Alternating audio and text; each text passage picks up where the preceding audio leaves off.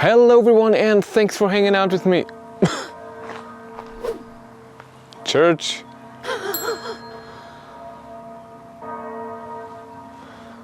What is it, 11 o'clock? Can you stop doing that? Try this again. Hello everyone and thanks for hanging out with me. I have the Volkswagen Id.3 here and the Kia eNiro 64 kilowatt hour battery, 58 kilowatt hour battery. Let's put up a bit of specs. I want to compare them a bit. Size, battery size, range.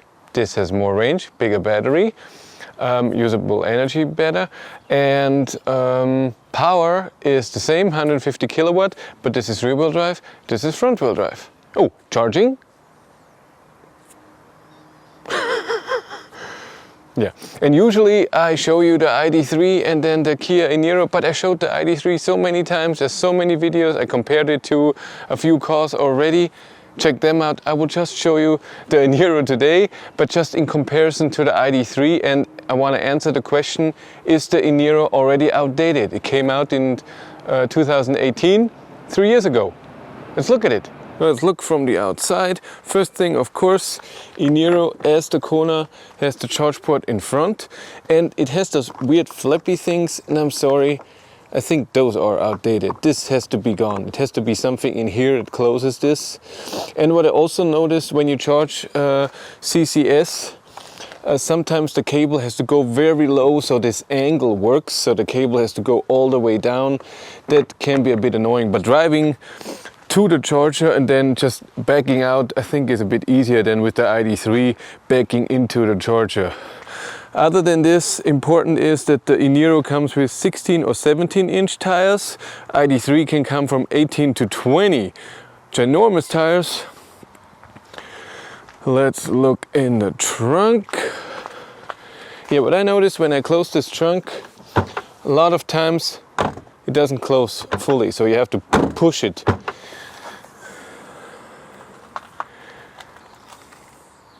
Yeah, in here you have one light here. It's enough space. I think it's a good size. Id.3 should have almost the same size. And here you have the second compartment where you can put stuff, but I couldn't fit the cable. Maybe if I put this somewhere else, so I have the cables at home. And it still has this. Id.3 doesn't have that, and Id.3 is just connected to the trunk door, and I prefer that. This thing is annoying. Now let's check out the space for the driver. Okay, seat adjustment electric. I can adjust it very well. My steering wheel can be adjusted all the ways too, up and down, in and out. It's also nice. Steering wheel has a nice size and a nice feel. What I notice is that the armrests are a bit low, even in the lowest position for my height, 180 centimeters. And that the one in the door is okay, but the one in the middle is a bit too hard. So that's not the most comfortable position for me. My God, I have so much headspace. It's more than a fist. It's really a lot of space. But let's check out the rear seats. I don't have that much space for the knees, and this is hard. Okay, I have seat heaters. Id.3 can have that. Here the armrest is higher, that's perfect. And the middle one, also nice. And headspace, I would say a tiny bit more than the Id.3. I have an extra light in here that I can turn on, but just one in the middle. I have to say, sitting here in the back seat, the seats are a bit less supporting for cornering, so side support, but this middle armrest is amazingly comfortable, so soft. It wobbles around a bit. Why is that? I don't know, but it does. And this one here is also softer than in the front. So and it's higher. I prefer the seating position in the rear seats here. It's better. But headspace, I said, is more, but the front seats have more side support. But seat heater here in the rear, and even two settings. You have this middle console, you have vents, ID.3 doesn't have that, and you have a 220 volt outlet here, only 200 watts, but that's fine. If you need USB-A, there's one in here, so you can open this and get the cable out here. There's only one light here in the back and not LED. And a lot of piano black is showing in the front. Of course, eNiro is totally different, way more buttons. This is not even the light, this is illumination. We have this amazing button, lane keep assist off, just a button, the same as the virtual engine sound. Just a button and it's off. No button needed to open the charge port, that's good. Way more buttons to have for the climate. And here is for your infotainment system. But you have your gear selector in the middle. It works pretty nice. You have your armrest here, and then you just adjust it the way. And then if your seat heater or your air seat ventilation, ID.3 doesn't have that. A few annoying things: parking sensors for the front. You have to turn on yourself. They don't turn on themselves. If drive modes, the same as in ID.3, Eco, Normal and Sport, but this drive mode, when you change it and you drive a constant speed, you feel a jerkiness, because at whatever accelerator pedal position you are, it reacts different to the drive mode, and so it's a bit uncomfortable to change that. Just doesn't have to be. And the first thing what you get when you turn on the car, well, first I should show you the key. Key looks like this, and it has a safety key in there, same as ID.3. And when you turn on the car and you don't have the seatbelt on,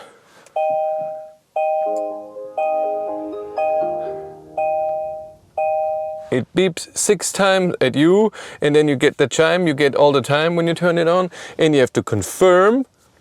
And when the car is off for a while, it even takes 10 seconds till navigation and everything turns on. So this happens. Also, what I see, which is amazing, you get this side thing. So when you go into map, for example, you always have an extra screen here. The old screen was just this size, but now it's bigger. This is the facelift model, and here you can have different things: climate, the clock, your compass, then something with your driving, I don't know, weather, radio, navigation again, and your battery status. And when you press this, nothing happens. But when you are in home and you're here and you press, then you get to your battery thing. This is annoying. Why isn't this with everything? Why can't I press this and then I get there? Android Auto is a bit weird in here. First of all, there's no going back button. So you cannot go back to your home. You have to press something here to get there, or do this and then go back to Kia. That's annoying. And here it just says Android Auto and the phone name. Why isn't here the normal stuff? So if I want to see my battery, I have to go out of here, either this way or I have to press EV. But I can go back and Android Auto. That works, but still, it could have been done easier. Steering wheel is amazing. Here's all your stuff for radio and phone, and here's all your cruise control, and you can set the cruise control even in normal cruise control without the radar and without having anything adaptive, so no distance control. Yeah. Another annoying thing is this: car is on and you want to just open your garage. It's okay to leave the car with your key. It's no problem. If normally you have your key in your pocket, it's no problem. It will say key is not in the car, but if you close the door, it beeps for 5 seconds. Then it stops. And then if you open a different door and close that, does it again. I'm not a fan of sounds. Also, when you're charging, every time we're somewhere and you want to look at something, it goes back to the charging screen with 2 beeps. Beeping, beeping, beeping the whole time. When you turn it off, sometimes it even beeps there. And then of course don't have the seatbelt on beep. What's weird is you can set a charging and of course a preheating schedule. But the preheating or pre-cooling, whatever, the schedule does not work when not plugged in. It even says so in the app. But you can start via the app to preheat or pre-cool. That works, but not with a schedule when not plugged in. You still have your bump there from, because it was an ICE car converted to electric, you still have that. One of the things that I don't like about the car at all is the GOM, so guessometer, it guesses the range, and this reacts very, very slowly to anything that's happening. Yes, when you switch the drive mode and when you turn on heat, it changes right away, but if I drove 130 kilometers an hour on the highway, constant speed, and I knew it cannot do 400 kilometers, but it slowly went down. So it was hard to estimate if I can reach my destination. That was not very nice. The app is pretty okay. It connects to a server, which takes a few seconds, and then you have to refresh yourself. Then it wants a PIN code for whatever reason that it says it's just works for the next 10 minutes. I don't know what I need that PIN code for, but okay. But you see the range, you see your state of charge, you can see your charging times, whatever you charge, and you can set your scheduling. So charging or preheating, and you can see where the car is when you go into close, and then you can see what you are, where the car is. This is totally off, but it's okay. And you can also see if the car is locked, if air conditioning is on, if the bonnet is closed, if the boot is closed. That's awesome.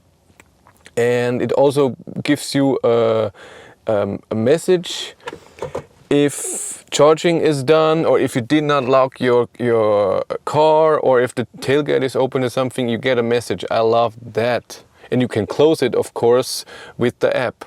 But let's drive it a bit. What's great in here, it remembers your drive mode, and you have 3 regen levels, which are awesome. Regen in this car is just amazing. You can control it with your accelerator pedal very, very well. It's way better regen, way stronger regen than the Id.3. One pedal driving, you have a pedal shifters where you can change your regen levels, and when you push the left one, you even get more regen boost, which brings you to a stop. It's amazing. Also great is to turn and switch between the gears. It's very easy done here. The rear view camera is okay, not amazing, it's fine. It doesn't engage your parking brake when you put it in park automatically, but it disengages when you put it into gear. The e-sound is a bit loud and annoying even while standing, but I can turn it off. The same with lane assist button. Amazing. What I also noticed in this car that's not so amazing with Android Auto, and I'm pretty sure it's the same with Apple CarPlay, you cannot have, when you use navigation with Android Auto, you cannot have it in the car front, because normally here you can have your navigation in your instrument cluster and see when you have to turn or whatever. You cannot see it. Driving comfort in this car is great. It has a very good suspension. It's not too sporty, not too soft. When it comes to the motor and front wheel drive, yes, front wheel drive, you know me, I'm a fan of rear wheel drive now, but it doesn't put the power down as dramatic like other cars. There's a Kona electric here, facelift even, in white. Looks better than the old one because it doesn't have those black things. Should we pass him? Nah. So you can put the power down if it's not perfectly straight, not, and if it's wet, yes, you have this problem. But other than this, why are you making horrible sounds? Don't like that. Other than this, the front wheel drive is okay. It's okay, I can deal with it. It's not so horrible. Power is good, 150 kilowatt, 204 horsepower, feels amazing. Like I said, the power itself you can control a bit better in the Id.3. The instrument cluster, of course, is way bigger than in the Id.3 and can see way more. You can have more data in here.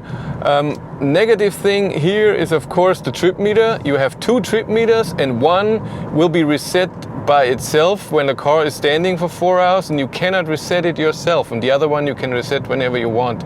But that's annoying. Why? So you have one trip if you don't start your trip in the morning after 4 hours of standing. I don't know. That's just weird. The cruise control, so adaptive cruise control, works okay. I find it a bit jerky when you're driving and the car in front of you is changing the speed. It does it very dramatically, so it could be a bit softer. My ID.3 does it way softer when it comes to this. But changing speed, especially in eco mode, is very smooth, and it tries to keep low consumption. It's good in comfort, then a bit faster, and then in sport, of course, a bit faster. It drives nice, and up to 110, I think it's okay with the loudness in here, but then above 110 it just gets a bit loud. At 130 it's not amazing. So driving 130 for 3 hours is not woohoo. You can't do it anyways, 2.5 hours. I did the range test. Especially when you want to listen to music, it's so loud at 130 that the music you can barely understand or hear, so you have to turn it up. I wasn't a fan of that, so ID.3 is way better with that. Smart cruise control, what? Why is smart control not working? What's going on? Why wouldn't it work? Adjusting the cruise control is all nice. You have all your buttons, you have your menus here for navigation and here for special things, and you have your settings in here, and then here is your drive, everything it has to do with driving. It's same as infotainment system. It's okay, it works, it's all fine. I don't think it's outdated. It's a bit farther away, the infotainment system, and it's not tilted towards me. But the regen is just amazing. One pedal driving in this car, no problem. So driving it, let's say country road, the car I would say is almost perfect. How it drives, steering the same. At 130 it's too loud. At 160, 170 it's extremely loud, and the steering wheel also doesn't feel that stable anymore. But I don't know with the ID.3 because I never drove faster than 160. At 160 ID.3 is so comfortable, it's no problem, steering and everything. But yeah, I love driving this car. eNiro rules. I don't think it's outdated. Yes, that it doesn't have over-the-air updates and stuff like this. Also the wipers, outer wipers are not that amazing when it's just raining a tiny bit. Could be better. Yeah, also the radar doesn't have a lot of range. So when you're driving 100 and there's a truck driving 80, 500 meters away, it doesn't react. In my ID.3 it does that. It slows already a bit down. So in my ID.3 I can leave it at 100 country road and it will slow me down comfortably. It's all fine. In here it's nothing. Then oh, that car is driving 80. You're a bit too close. Yeah. Also charging above 80% is not recommended. It's really slow. At 90 it's really slow. So 10-14 kilowatt. But you don't do that on a long distance drive anyways, so that's okay. It's just for me when I do my tests, I charge to 100% a few times at a CCS fast charger or Ionity, and then it would be nice if it would go faster. But for the normal people, it's fine. What I love about this car the most, I would say, is the heat button. And to really, even when I set the car to the climate to 26 degrees, the problem is that I cannot see the climate unless I do something with the climate. I don't like that. But if I adjust it to 26 degrees, it doesn't heat up unless I press the heat button. And that's awesome. The same with AC. I love that a lot. If I say I don't want to use that, take it away. And then of course, the most amazing thing is this. to see power consumption and in kilowatt, not kilowatt hours per hour or per 100 kilometers of the driving. I can see that the motor is using 10 kilowatt right now, how much the climate is using, how much electronics and battery care there would be if the battery is being heated or cooled down. This is amazing. Another Kona in blue, another electric. That's a nice color. They look good. This is something I don't like at all. When you drive at a constant speed, or your accelerator pedal is at a constant part, and then you change your drive mode, it jerks around whatever it is. In sport mode, it's accelerating. In eco mode, it's slowing down. In Id.3, there's nothing. When you change the drive mode, nothing changes on your state right now. What's different is in eco mode, when you floor it, you don't get full power and the full torque, and it's a slower curve to accelerate. And in sport you have everything, and in comfort it's a bit less torque but still the same power, so it accelerates a bit slower. And in here it just changes, and since you can't go from sport to normal, you always have to go through eco mode, then you always have this jerkiness. I'm not a fan of that. But this is a great EV, I can just recommend it. It's amazing. I love the heat button, I say it again, and AC button. Yeah. Do a video with Cindy, what she thinks of the car. Yeah. It's a great EV, I love the Regen, it drives amazing, great range. It's a good car. Recommended, not outdated. Still okay. Yes, it doesn't charge with 100 kilowatt, only with 75 or so, and just till 50% or so. Still okay. But that's it for me. Thank you much for watching. Have a great day and take care. Bye.